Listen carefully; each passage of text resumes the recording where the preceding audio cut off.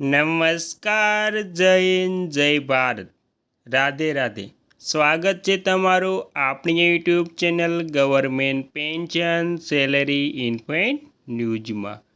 તો આજે આપણે વાત કરવાના છે કે આંગણવાડી બહેનો માટે ખુશખબર. 1.40 લાખથી વધુ આંગણવાડી વર્કર્સ બહેનોએ પાસ કામગીરીનો કર્યો બહિષ્કાર. તો હવે આંગણવાડી બહેનોને આ કામગીરીમાંથી મળશે છુટકારો, કેમ કે હવે જે ઓનલાઈન કામગીરી થતી હતી હવે તે કામગીરી આંગણવાડી બહેનોને કરવાની રહેશે નહીં. તો હવે આંગણવાડી બહેનો માટે સૌથી મોટા ખુશખબર સામે આવ્યા છે. તો હવે કેવી રીતે ઓનલાઈન કામગીરી બહેનોને બંધ થશે તેની સંપૂર્ણ વાત આજે આપણે આ વિડીયોમાં સાવ સરળ શબ્દમાં સમજાવવાના છીએ. તો સંપૂર્ણ વાત વિગતવાર જાણતા પહેલાં તમને એક નાની એવી નમ્ર વિનંતી છે કે વિડીયો ગમે તો લાઈક કરી દેજો અને આપણી ચેનલમાં નવા હોય તો આપણી ચેનલને સબસ્ક્રાઈબ કરી લેજો. તો સંપૂર્ણ વાત વિગતવાર જાણીએ તો તેમાં મોબાઈલ ફોન પગાર વધારા સહિત અન્ય પડતર પ્રશ્નોને લઈને 1.40 લાખ આંગણવાડી બહેનો આશા વર્કર રસ્તા ઉપર ઉતરી છે.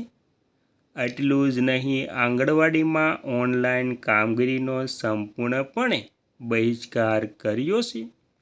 એવી ચીમકી ઉચ્ચારવામાં આવી છે કે જો રાજ્ય સરકાર 12 માંગણી નહીં સ્વીકારે તો આંગણવાડી બહેનો આશા વર્કરો જે છે તેમાં મુદતની હડતાલ અથવા તો એલાન કરશે.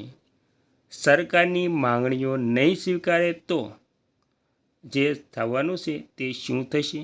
તો જો રાજ્ય સરકાર 12 માંગણીઓ નહીં સ્વીકારે તો અસકોસ મુદતની હડતાલનું એલાન કરશે. વર્ષ 2022માં આંગણવાડી બહેનોને નવા મોબાઈલ ફોન આપવામાં આવશે તેવું રાજ્ય સરકારે વચન આપ્યું હતું, પણ હજુ સુધી નવા મોબાઈલ ફોન મળ્યા નથી. જૂના મોબાઈલ ફોન ચાલતા જ નથી, તેથી ઓનલાઈન કામગીરી કરવી અઘરી બની છે.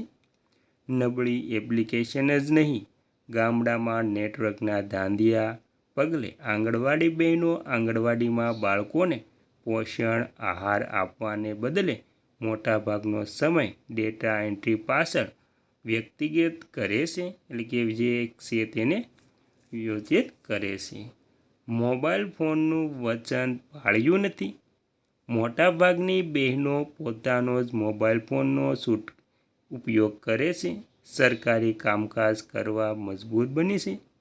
આ કારણોસર 80% આંગણવાડી બહેનો આશા વર્કરોએ મોબાઈલ ફોન પર ઓનલાઈન કામગીરી બંધ કરી દીધી છે.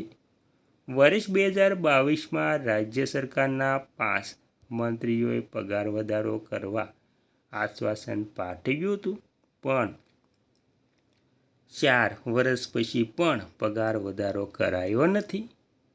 સરકાર હાઈકોર્ટનો આદેશ પણ માનવા તૈયાર નથી. છેલ્લા ઘણા વર્ષોથી માનદ વેતનમાં કોઈ વધારો કરાયો નથી. હાઈકોર્ટના આદેશનું પાલન રાજ્ય સરકાર પાલન કરવા તૈયાર નથી. 4 બજેટ રજૂ થયા પછી પણ લાખો આંગણવાડી બહેનો આશા વર્કર વિશે જરાય ધ્યાન અપાયું નથી. જ્યારે આંગણવાડી બહેનો અને આશા વર્કર સરકારનું પાયાની કામગીરી કરતા કર્મચારીઓ પૈકીના એક છે. જો કે તેઓ સતત ઉપેક્ષાનો સામનો કરી રહ્યા છે.